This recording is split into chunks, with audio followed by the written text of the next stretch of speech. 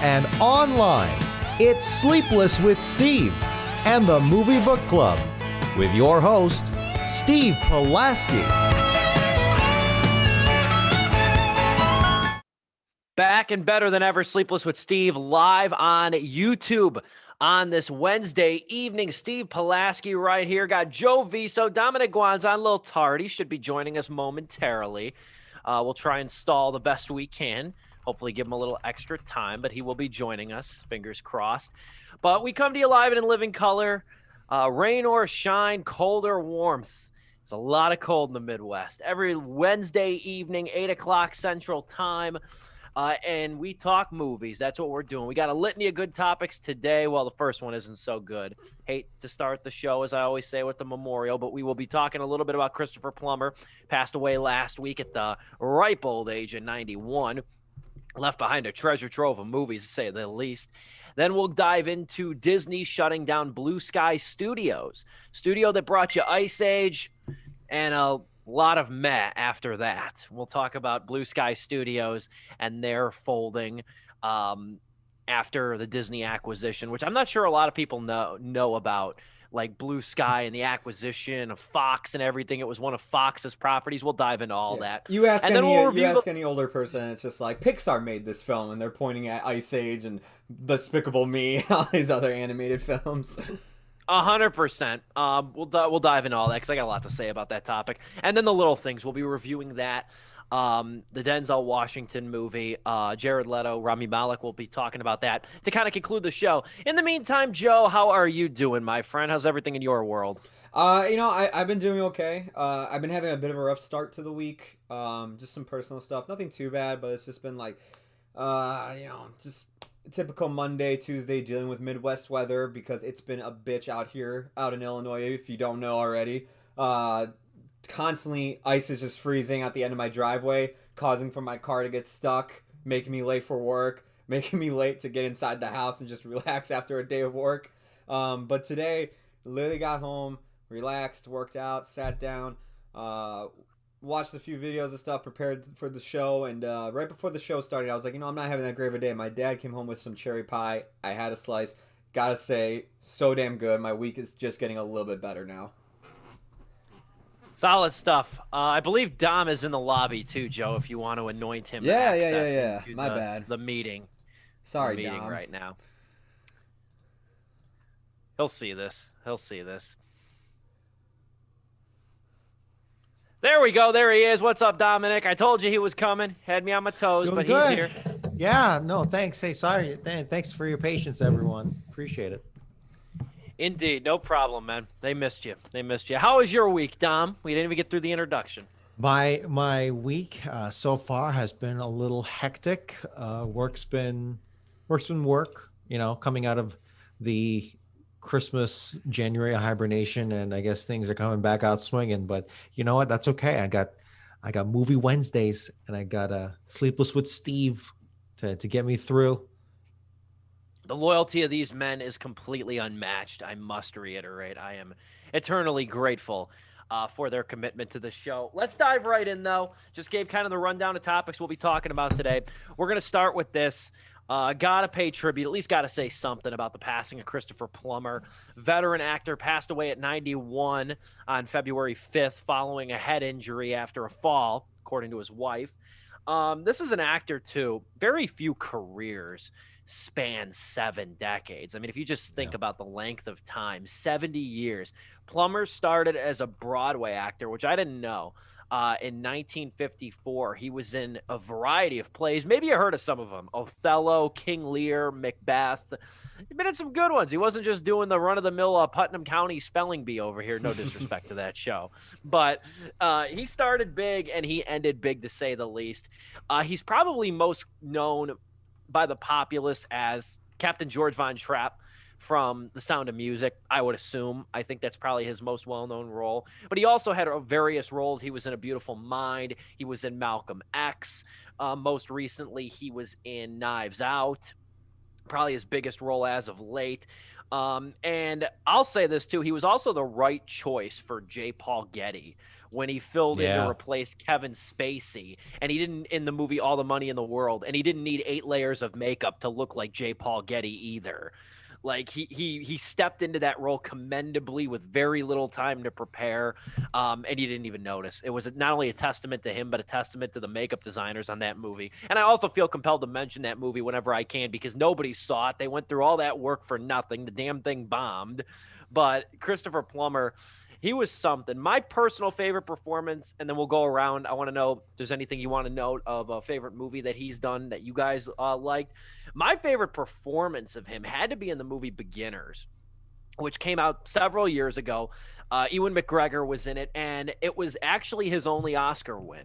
He won Best Supporting Actor for that movie back in 2011, I think it was. I think it was when I was in high school. That movie came out. That was a really good movie about Ewan McGregor playing a guy who finds out after his mother's passing that his father was gay. His father's Christopher Plummer, and then he's got to kind of adjust to his not only his father's secret, but his father gets a boyfriend, and that was a really good movie. That was a really interesting way to tackle that topic too, because it was a little lighthearted. It was a little. Oh boy. It was a little less, as I fix my video over here, it was a little less kind of dramatic than you would believe. And it was a little bit more lighthearted, which was kind of nice about it as well. But I will throw it over to you guys while I try to do some technical difficulties over here. Dominic, any thoughts on the passing of Christopher Plummer? He's an actor. Not when I say he's an actor that, he's always there and you just don't realize it. Usually you reserve that for, actors who are maybe like B-list or C-list and are just, working class actors is kind of whatever that term may mean to you. But not so much Christopher Plummer. He is an A-list actor who just never stopped because he's just acting is in his blood, whether on stage or screen, and he's just damn good. First film debut in 1958, and the dude did not stop. Seriously, he's a voice actor as well. Most notably, the antagonist in Up, probably a whole bunch more, including he even had I think he's going to have a posthumous voice role. It looks like from his filmography, but it's like it's just weird seeing like the old Hollywood royalty, kind of in their twilight years, beyond their twilight years, and really starting to kick it. And in some ways, we're really lucky to have him for so long, kind of a relic of his time. But yeah, dude, I mean, for me personally, it's pretty much like everyone else, man. Sound of Music, the freaking captain, dude, Captain Von Trapp. Handsome dude, man. Like goddamn, I was actually watching that like I think during like back in December, and I was like, damn dude, he's freaking commands, man. He freaking commands, and those eyes, they pierce right through you. But man crushes aside, dude. Yeah, dude. Last thing I saw, I actually have not watched Knives Out, which is probably sacrilegious for you guys, but I did watch All the Money in the World, and yeah, dude, I was like, I remember seeing the trailers with Kevin Spacey, and I'm like, no, this movie became better as a result of that. So there you go. But yeah, it's a weird feeling. It's a weird feeling because it's like for a lot of people they'll be like, oh, he's not. I thought he died already. I'm pretty sure a lot of that going around too. But yeah, it's interesting. It's an interesting feeling. Joe, final words on Christopher Plummer? Man, look, he made it to what was he, 91? Yeah, 91. He made it to 91 years old. That is amazing. To make it to the 90s in your age, that's amazing to see. It's sad to see him go, but like he got to live a full life. Hell, got to work even in his older age as well. As we were saying, I mean, like more recently, literally was in Knives Out, which was one of the best movies for me of 2019. I had a lot of fun watching that one. Yeah, it's sad to see him go. Other than the Sound of Music, some of my other favorite roles this guy did. As John was saying, voice acting wise, I loved a lot of the voice acting he did, especially in Up as Charles Muntz, the antagonist, but also in Elder Scrolls as one of the guys that trains you in the game. I was like, oh my god, Christopher Plummer's in a video game. And it's funny because it's like everyone who plays Skyrim will know. It's not like he's a side character. It's like, oh, okay, I skipped that quest. Yeah. No, he trains. He gives you the voice, right? Yeah. Like, he was always one of those actors that, like, he's in so much stuff, from like sci-fi B movies to just very dramatic roles. Like, I mean, the guy's like, he spans across so many types of genres that like anybody could recognize him. I actually did think, unfortunately, I'm gonna say, like, I didn't even know he was alive. Actually, I actually was more heartbroken Yeah. about that. I got him mixed up with Christopher Lee, I think, which previously Yeah, passed yeah. away. I was like, damn it, like, I got the two Christophers mixed up. But other than that, I mean, sad to see him go, but he left an amazing legacy behind.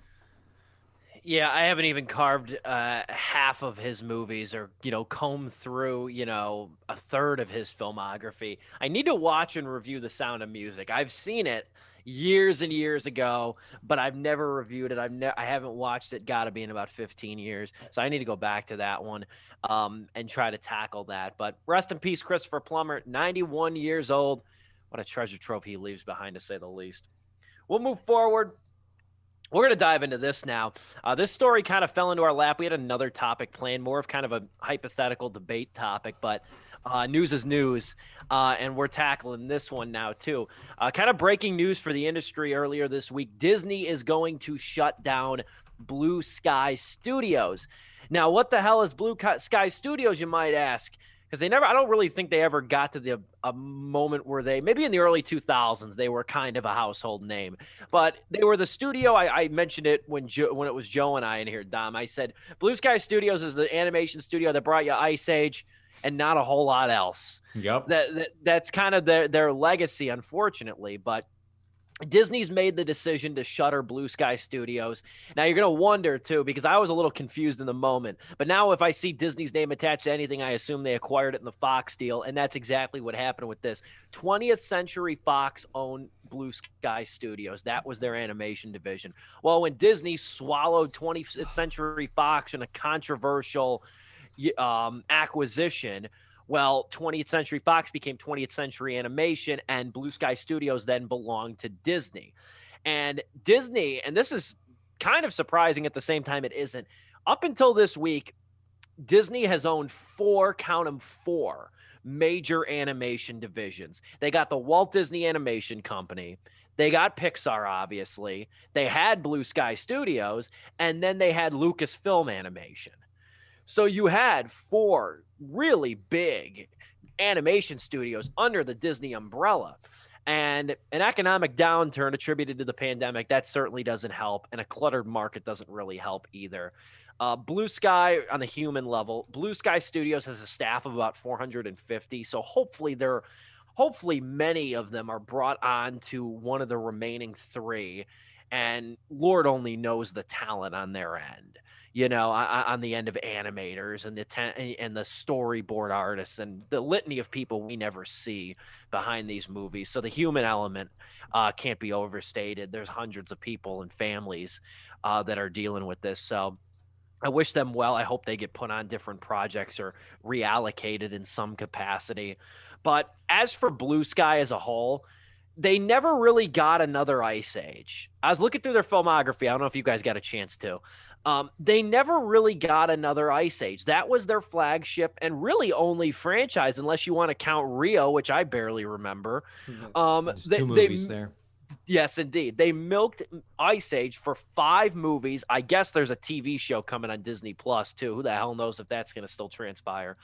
And most recently, the most recent Ice Age movie, Continental Drift, I think it was, that came out in 2016.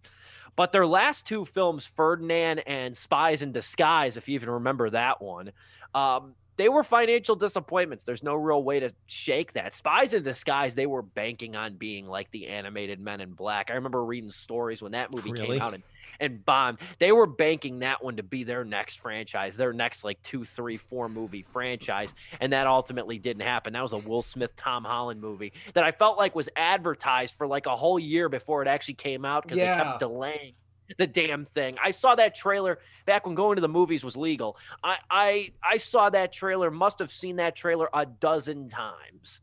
And it finally came out on Christmas 2019, and we barely noticed as a collective. But and I'll add this before I throw it over to you guys. they never, Blue Sky as a whole, they never quite nailed a real direction either. Like now when I think of like like some animated movies, I notice myself in the last couple of years confusing them with Illumination.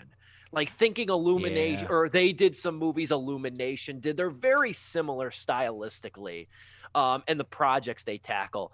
But I thought they'd be in line to do a lot of Dr. Seuss animated adaptations. And I think some people probably think they did. They did Horton Hears a Who about a decade and a half ago, but then the Lorax and the Grinch, We're done by that it. went to Illumination. Yeah. So I thought that's what they were going to do. When they did Horton Hears a Who, I thought, okay, they went from Ice Age. Now this is kind of the next maybe logical stepping stone, but that didn't happen either. And they never got to like balance multiple franchises really either, unless you want to count Rio. But Illumination struck gold early with Despicable Me, and then Secret Life of Pets followed.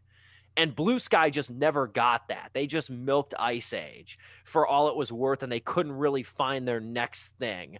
But the last point I'll make is it was interesting to see Blue Sky's roots. They started out as animators for like movies like Joe's Apartment, animating the singing cockroaches. They did animation work for Alien Resurrection, Star Trek Insurrection, I think it's called.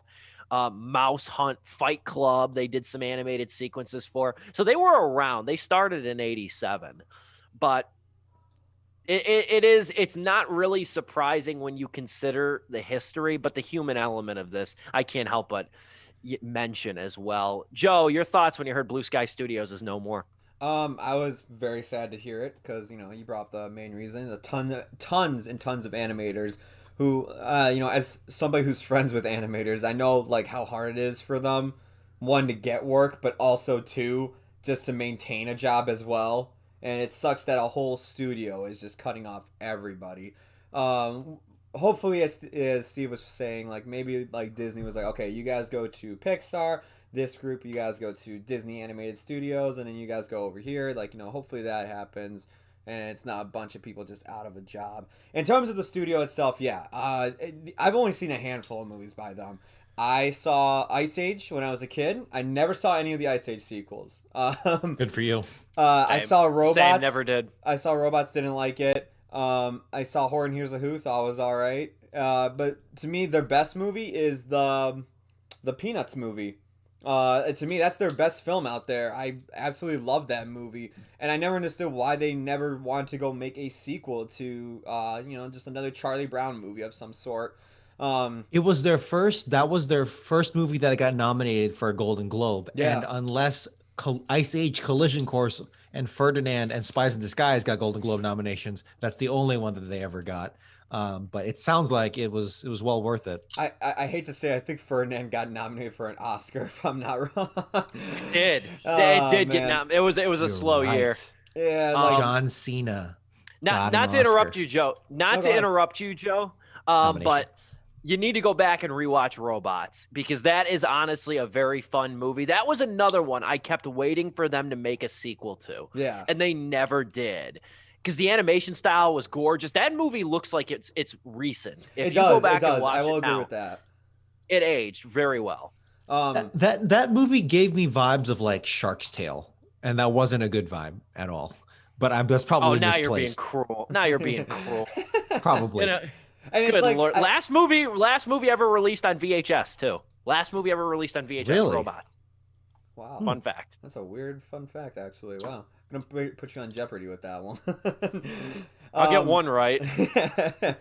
But yeah, it's weird because like both, actually, I'm looking at the box office like revenue and the budget for these films. Robots and the Peanuts movie were really successful at the box office. They doubled their budget, so it's weird that like they just decided never to do sequels to them. And like Rio also did that, but like why Rio out of all the films got a sequel? I don't know.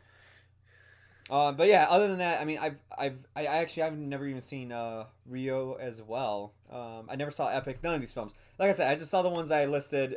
It's a studio that, like, honestly, just like Steve, I associated the movies that were being made with just other animated studios, and it sucks too because Steve does bring up a good point with Robots animation, but I love what they did with Charlie Brown in the animation style for that movie. It very much looked like the classic cartoons, but just updated. It was like a remastered Charlie Brown movie is what it looked like. The best way to put it. It looks amazing and beautiful. Yeah. Dominic, your thoughts? First and foremost, my hearts go out to those who are unemployed here in these hectic times. In particular, Ray Romano, John Leguizamo, Dennis Leary, Queen Latifah, Sean William Scott. What the hell was Ice Age, dude? Like, I remember. I know you guys haven't seen any, but so we all watched the first. I think like everyone in our generation watched that. And it's like Multiple Shrek. times. Everyone watched Shrek, and that was the movie to put on when the teacher wasn't feeling it that day. We would just, or like the last day of class, right? We would watch either Ice Age or Shrek, which are good movies, actually. I do like Ice Age, the first one. But after that, the Ice Age lore actually goes kind of deep. And none of it is worth reading or like watching or anything. So it was really sad because I remember actually, I think I've seen every Ice Age movie because my little cousins, who at the time were little, that's the movie we would like for whatever reason. Yeah, because they visited during the summer and these were all summer releases, right? So I think I have seen every single movie, but literally 2, 3, 4, and 5, I think, all of them blur together as one, and I don't remember anything from them except I think, Queen Latifah shows up and she hooks up with Ray Romano. But anyway, yeah, dude. Just like Joe, my knee-jerk reaction is that they're probably cannibalizing because other than the Peanuts movie and maybe Horton Hears a Who, which I've not seen either, sadly, there probably wasn't, except for like some talent here or there who would probably be thankful to get whatever. They'll just scoot them off to the other studios. That's pretty much my take on it too, and that is right in line with just any acquisition, but also with the huge layoffs Disney had last year because of both in their parks division and their theme parks division. So Disney's just clamping down left and right. And really, even if it wasn't for the pandemic, it really isn't that surprising that this happened because sadly enough, Blue Sky Studios is kind of in that oh my God, what's the Steven Spielberg animation studio? DreamWorks. It's kind of in that DreamWorks state right now where it's like, we made like some pretty solid stuff in the beginning. Started off real strong. And then lately we just haven't been hitting and it's like they're making movies. It doesn't feel quite like laundering money from Eastern Europe, but it almost feels like it's getting to that point. Which again, not an insult to the hardworking animators and voice actors and all that, but it's just like, when was the last time you felt like DreamWorks was a studio you respected?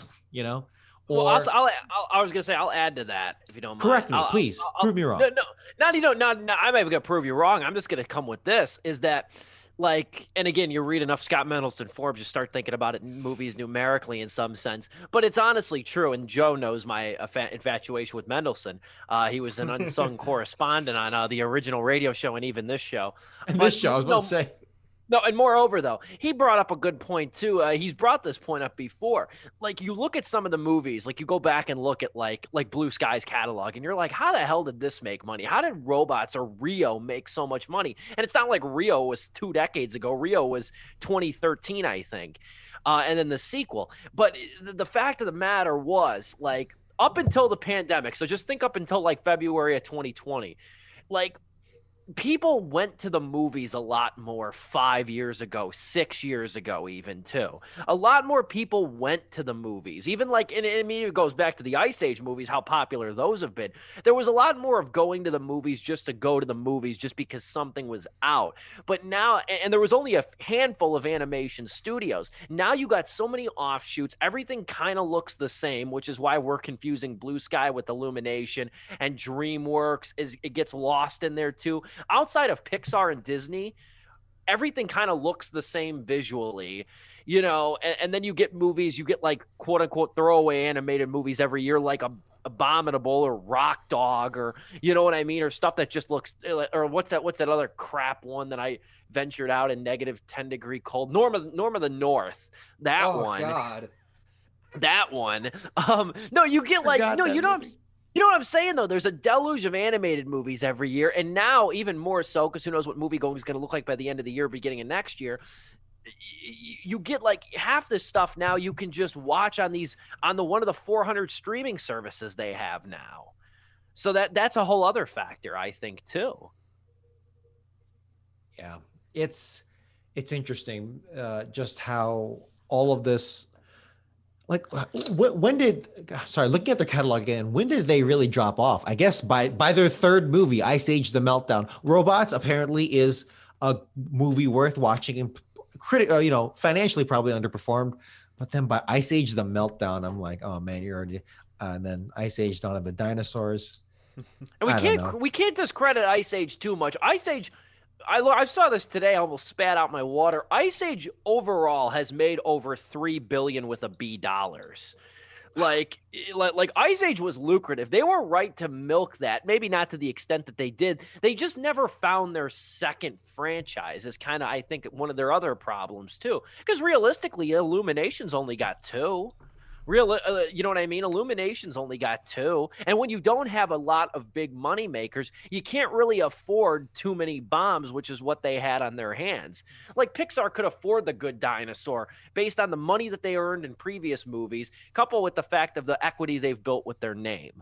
You Oh my know, God. even Yeah. DreamWorks has weathered a few bombs. Captain Underpants didn't make a lot of money, you know? I just realized this. Oh my God. Okay.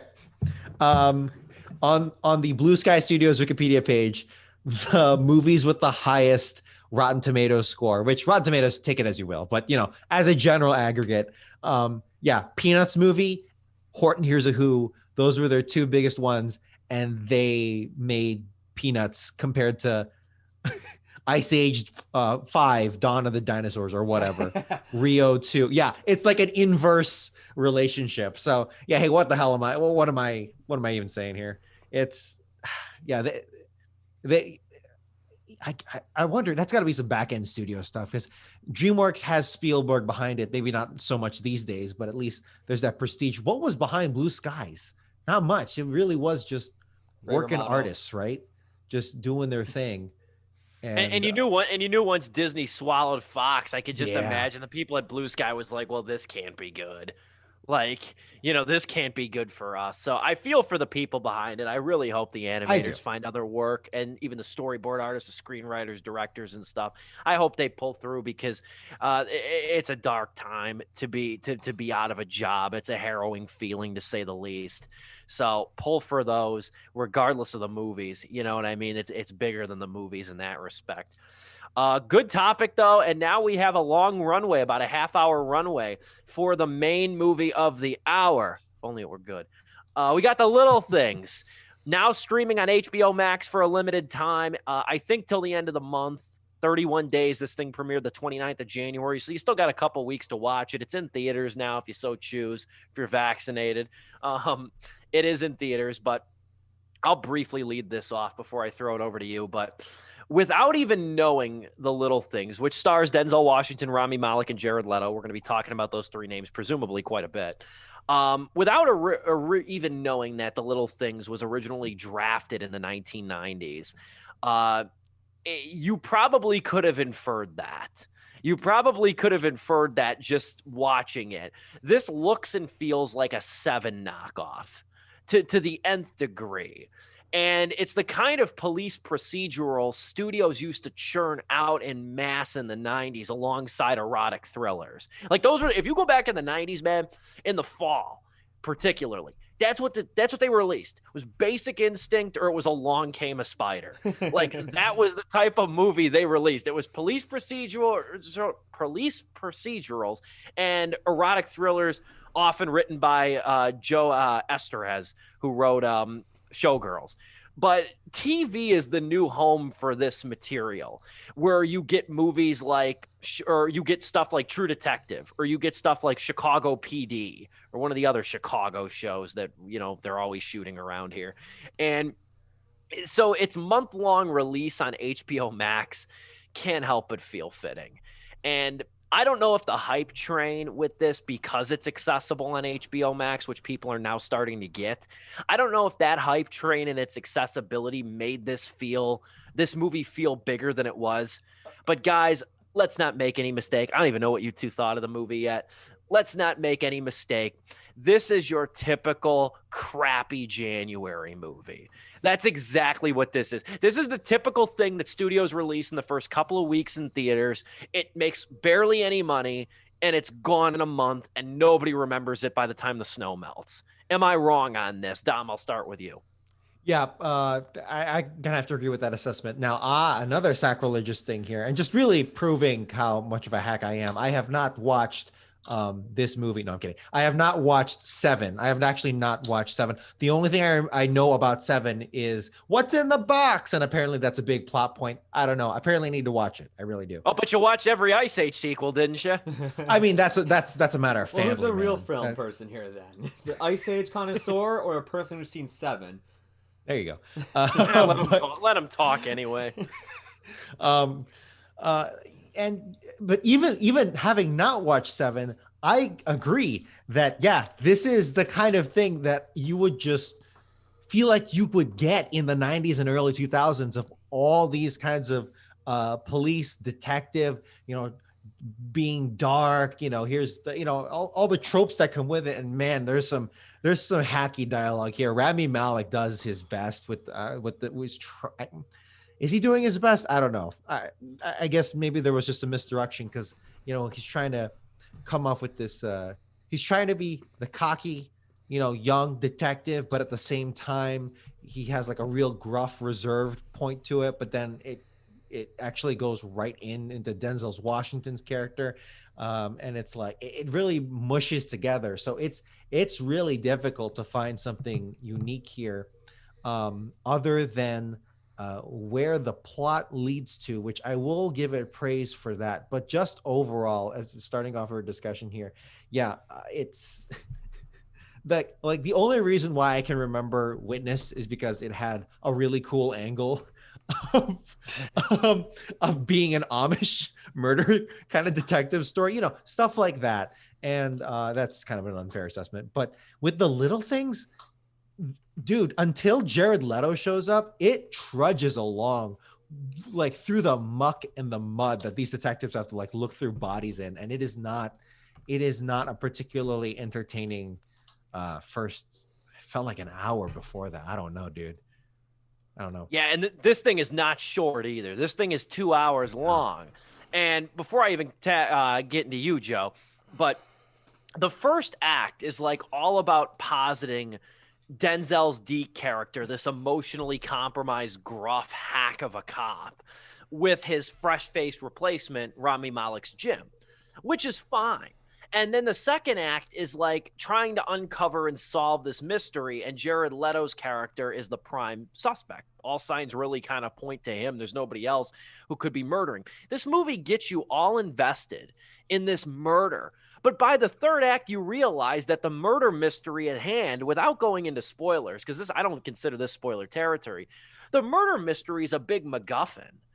That's all it is. It's a MacGuffin for like psychological trauma, which this movie, I don't like to use this word very often. This movie very pretentiously posits this idea that like cops who have had one too many brushes with the law or have engaged in methods of self-fabrication on cases would be mentally corrupted. No shit. If it were the 90s, which is when this thing was originally written, maybe that would have been groundbreaking. But you've seen it all before, and it's treated as something that's like revolutionary. Am I wrong to think that this is kind of how this movie was posited? Joe, what say you about the little things? General thoughts. It's one thing for a movie to be bad. It's another for it to be really, really boring.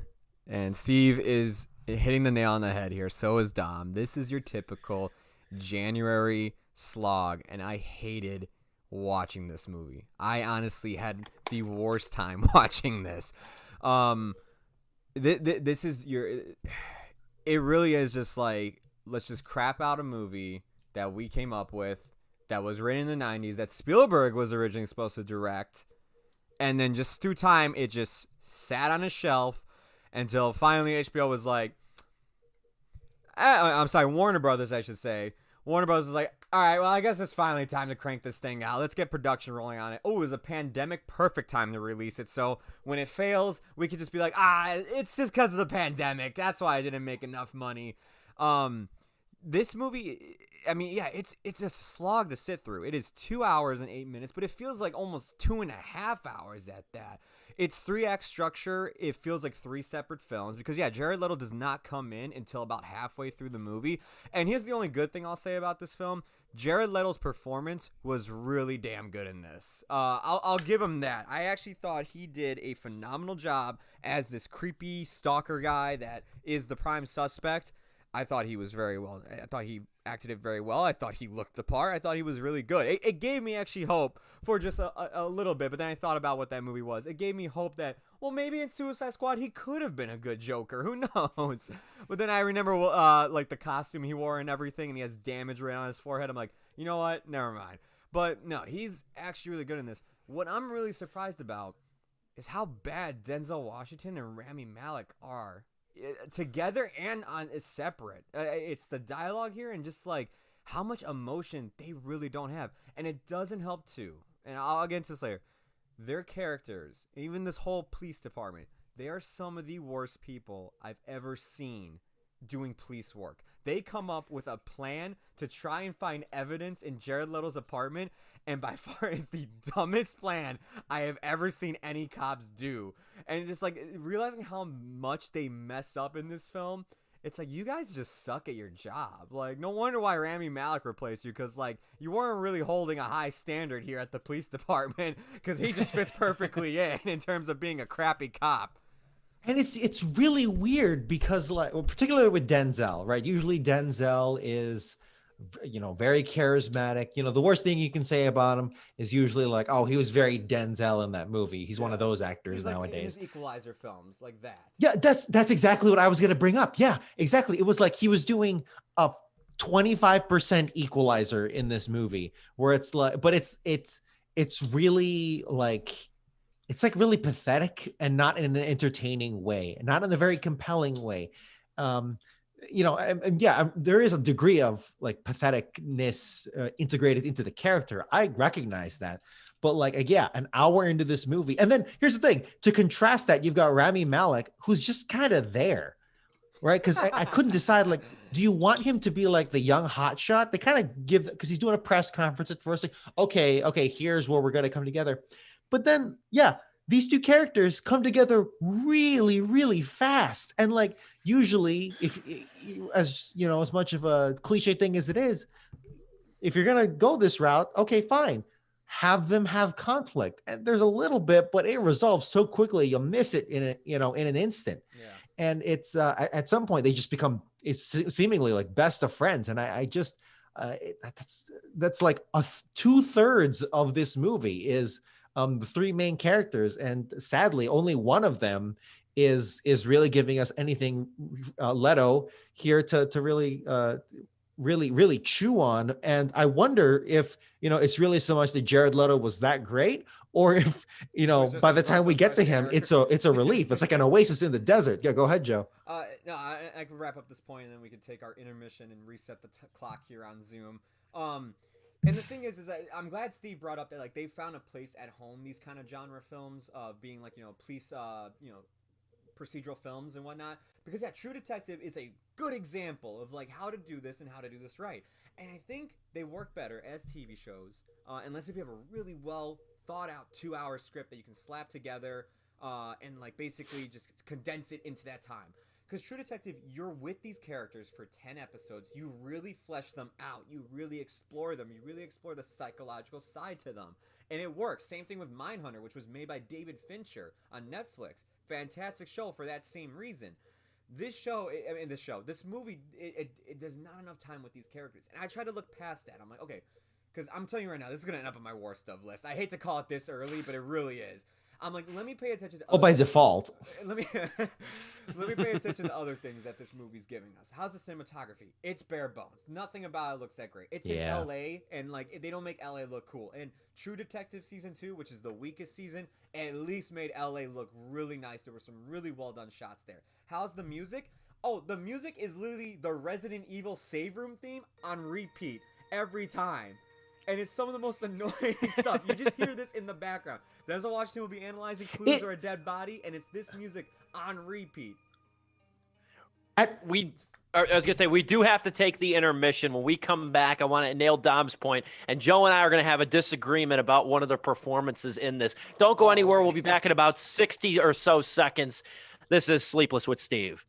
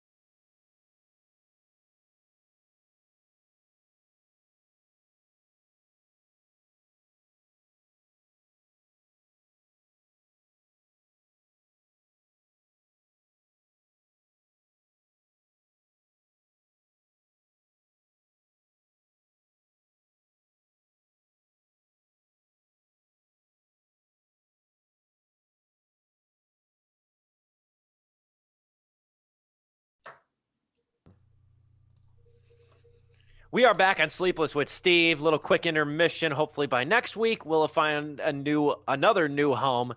And Zoom was just starting to endear me. Dom's chomping at the bit though. We're talking the little things, the Denzel Washington movie on HBO Max. Dom's got a comment about the music. Yeah, real quick, going off of Joe's last point with Resident Evil soundtrack. Yeah, dude, I noticed it too. It kind of stuck out. I was like, oh, okay, am I vibing with this? Is it cool? But then I was like, oh, okay, it's like the music from oh my God, the Matt Damon, Gwyneth Paltrow pandemic movie, but it's not pandemic. It's Contagion. Contagion. I was like, oh, this is like the movie from Contagion. But that only works because Contagion is like this cold pandemic-based movie. Here, the little things, it's supposed to be like twisted and whatever, and it just doesn't fit. So even the music is, if it doesn't match what it was going for in other movies like say Contagion or other things that kind of go with that, it just becomes kind of like filler, kind of like, oh, here's like just bass sounds, like literal like electronic low-level bass sounds, and we're just gonna toy with that. It's just the scary. same song on repeat for every scene. When they're It saying is. something motivational, when they're investigating a dead body, when they're questioning Jared Leto, it's the same song. They're trying to be cool, they're trying to be cynical, or they're trying to be dark, but it all just becomes one note as hell. I don't know, Steve. No, I'll say this is. I think Joe hated this movie more than the collective of us, and none of us particularly liked it. It's from the sound snowballing. of it. I want to say a couple things, but go ahead. The thing about it is that like the movie isn't. I wouldn't go as far as to say the movie is incompetently made or incompetently acted. It's just boring and bland, and it lacks tension. Now, a movie like this with a lackluster script could be saved by the performances, and we've dug in a little bit. I'm going to disagree with Joe here. First and foremost, we can get this out of the way. I think Denzel sleepwalks through this whole thing. Mm-hmm. Doesn't do anything really remarkable. Rami Malek's character, I think, is too broad to really resonate, and if I really wanted to be mean, I could say this is what happens when Rami Malek can't just lip sync his way through a movie, but I won't go there. Oh. But no, I still think Rami Malek's a fine actor, but he's not given, his character doesn't have have much to work with here. He's good at the end. I'll say that. In the third act, he's pretty good at the end when he's more about his actions and his mannerisms than he is about his words. I'll give him that. He's better at the end. I'm getting really tired personally of Jared Leto overplaying every role. I'm getting really tired. I rolled my eyes. He's straining. I know, like, he doesn't have a ton to work with as a character, but he's like straining at this point, in my opinion, to be Joaquin Phoenix, and he's not. And you get that here. He feels very overplayed. I know some people are going to disagree with me on that. Jared Leto didn't show me anything he hasn't shown me before.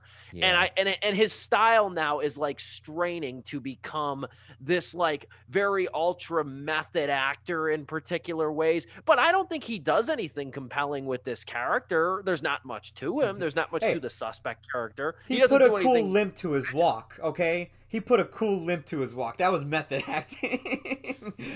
Yeah, exactly. I mean, he's not terrible here, but I don't think he's anything special here. He certainly doesn't lift the movie. I don't think he elevates even in his scenes. I don't think he elevates them. It's kind of just like you look like a stereotypical grungy serial killer suspect. And that's how you're kind of acting. You're not giving any personality to the role, but in defense, your co-stars aren't either.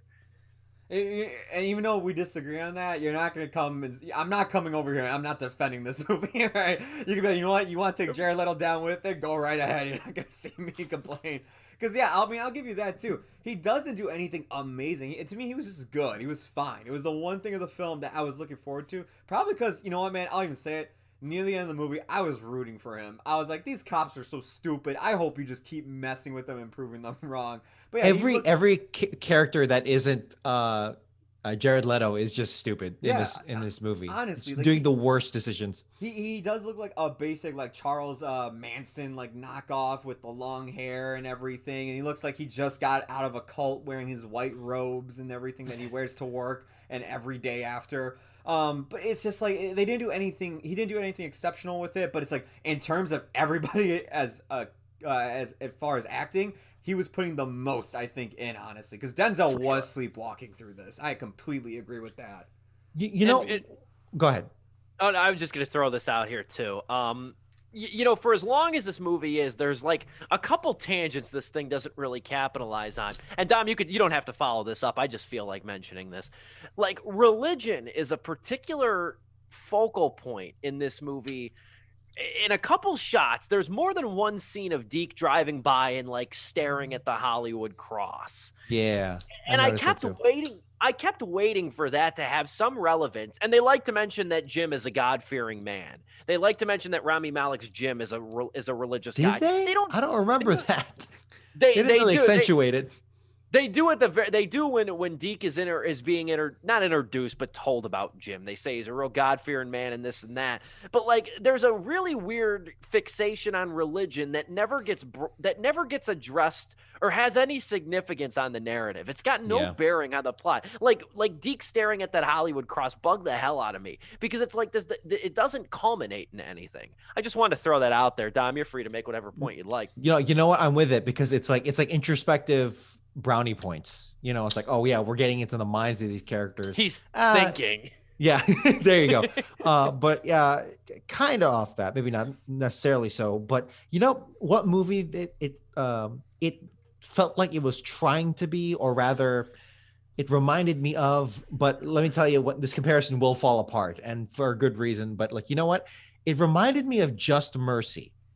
Except Just Mercy is a vastly superior movie. Now, obviously, very different themes and what they're going for. But with these two movies, Just Mercy and The Little Things, you have movies that visit, I believe, like the 80s or 90s, and they're kind of procedurals in their own way. In Just Mercy's case, a justice procedural, lawyer procedural, kind of like a To Kill a Mockingbird, which they reference in the movie, kind of that kind of approach. And Little Things is, of course, as we've been harping on, is a police detective murder mystery procedural.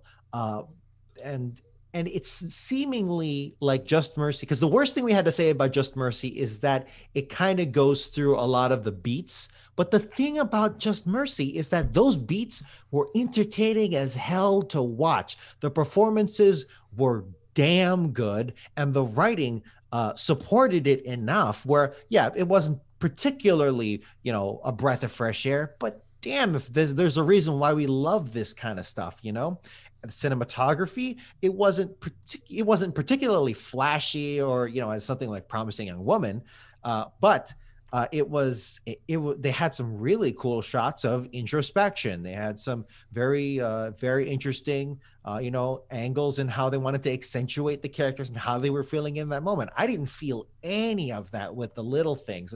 It's, funny enough, it's the little things that really culminate. I guess that's the message of the movie here, which was that, hey, the little things in this movie did not pull through. So it's just really, when they go missing, you get a not so great movie. So that's the message behind the little things. To your point on Just Mercy, too, the performances show how you can elevate formula. Yes. Of that movie, undoubtedly. Jamie Foxx, I thought, gave a career performance in that, along with Michael B. Jordan, and they elevated themselves above formula.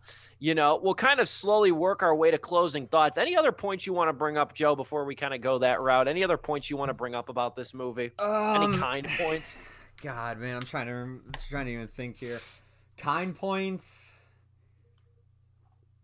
Dude, it's not that bad, Joe. No, I really hated this movie. It's not that bad. I'll say that much. It's not that bad. There's just nothing really special to it. I didn't find the cinematography terrible. It's set in the 90s, but it has no reason to be set in the 90s other than the fact that it was written then. Yeah, I mean, it was like, oh, hey, screw it. Like, we're just not going to change anything here. It's true, though. There's no reason for this thing to be set in the 90s. She's right. It was written in the 90s, but at the same time, it's like... Well, here's the thing. And I'll come in defense of the film here. That stupid plan they had where, they get in Jared Leto's apartment would have never worked in modern day because somebody could have just easily called up on a cell phone to tell the person, get out of there. Yeah. So, there you go. True. Because that one scene was hinging on that. And there's a bunch of uses of payphones in this movie. That's why, too. That's true. Yeah, they had to give all the extra payphones that were lurking in backlots and stuff some purpose. I got really nothing else really positive to say. I got more negative stuff to say, but I've already harped on the movie long enough, man. I really don't. I wasn't even looking forward to this. This was just kind of something on the lineup of HBO Max. It's just the start of the year. I think wait until the summer. You're gonna see some serious shit. Right? Maybe I will. And maybe I'll look back at the little things and be like, you know what? You're A-okay to go through. And the thing is, this doesn't lessen my excitement for a handful of HBO Max movies that we're going to get, or Warner movies we will see on HBO Max. It didn't lessen my expectations whatsoever. But again, I felt that this movie was hyped because of the fact of its accessibility. Because it was trending for a couple days on Twitter. A lot of people were talking about it. A lot of discourse online. A lot of my friends were asking me about it. More so than I think if it were just a regular January and this just happened to be in theaters. I also think it stands as a testament of Denzel as an actor, because Denzel does not ordinarily do a lot of bad movies. He's famously choosy about what he does, and he's got a right to be. But this, I go to the theater, I used to at least. I go to the movie theater, 50 to 90 times a year. And in the month of January. This is exactly what I expect to see in January, and to some degree. This is something that's not very compelling, clearly doesn't have a ton of heart in the script, and clearly doesn't have a lot unique about it. And it'll be, like I said, it'll be forgotten by the time the snow melts. That's exactly what this is. It's not offensively bad, but it's boring, which is sometimes worse than being offensively bad. Yeah, that's really the greatest sin here. It's closing up. I'm just gonna go back to my Just Mercy comparison, and that the worst thing I can say about this movie, it's not hot steaming pile of garbage that is getting all over the neighborhood. I don't think so at all. But it does commit the unique sin of just being there, and it felt lazy, which I don't like saying, because people worked hard on this movie for sure. Don't get me wrong, and I don't want to offend, all all the working class folks behind it. But at the same time, the end result, man, you can't tell me you looked at Denzel and be like, there are like maybe 2 or 3 seconds where he starts to get a little equalizer, and that's not even a compliment, but at least it's coming out of his slumber, you know.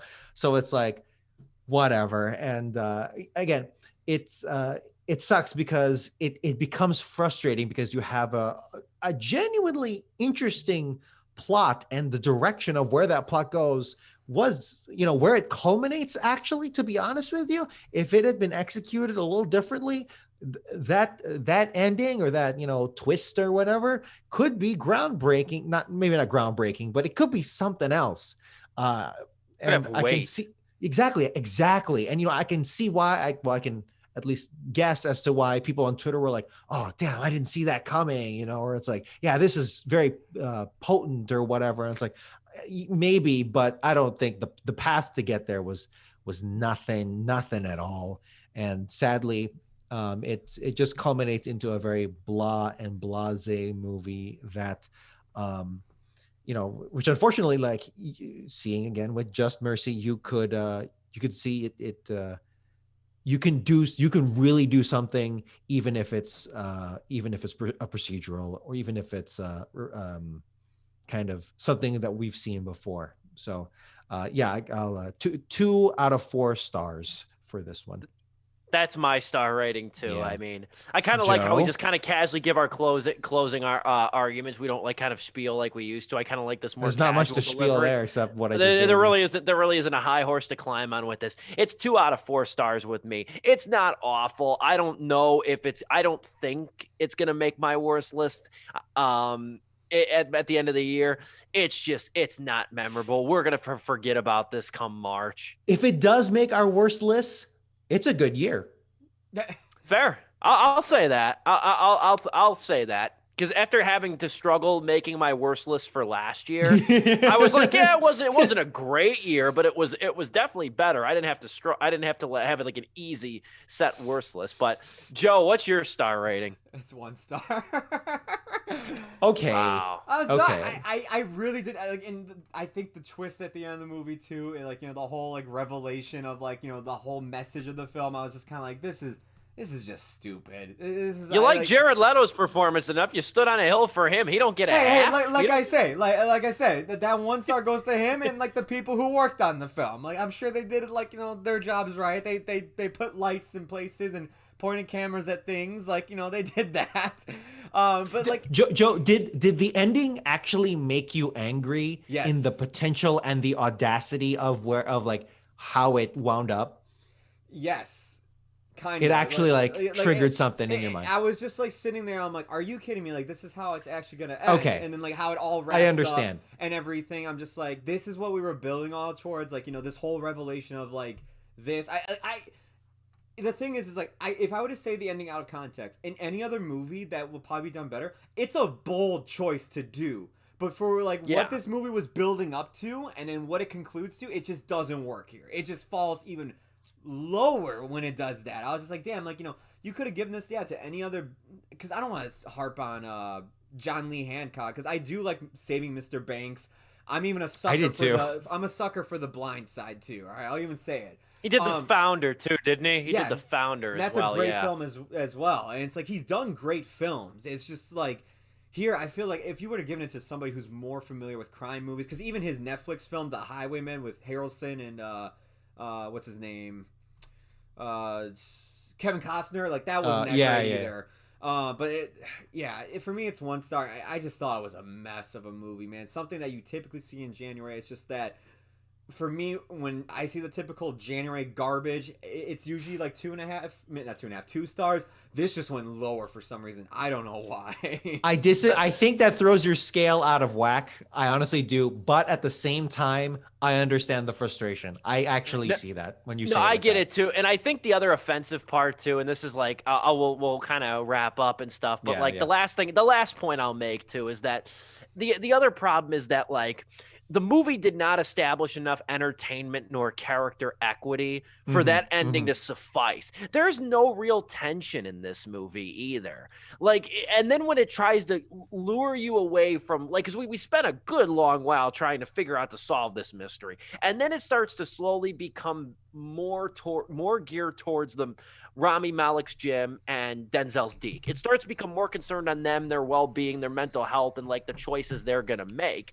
And then once it gets there and it leaves on this cryptic ending, it's like we really just spent an hour and 15 minutes on this rote sort of murder mystery, only for this to end, this movie to end with a goddamn hairpin, like you know, like which could have been cool. Which could have really been cool, but like the mystery isn't solved, and we didn't learn anything thematically we haven't already seen. That's the cut and dry of this, you know. But it's all in the execution. It's all in the execution. I didn't not foresee at all this leading to a pretty charged discussion, but it absolutely did, and I thank you men for that. Hopefully, we'll come back with more positive and also more, you know, I would say engaged opinions too on Judas and the Black Messiah, because that's next week. That comes out on Friday on HBO Max with Daniel Kaluuya, Lakeith Stanfield as well. So we're going to dive into that next week. And then the following week, the last February of Wednesday, because February's, you know, a cup of coffee and a sweet roll and then it's over. A cup of coffee, a sweet roll, 6 inches of snow and it's over. Romance is in there somewhere. Then we're talking Malcolm and Marie on Netflix, which I cannot wait to talk about. I'm just going to say that right now.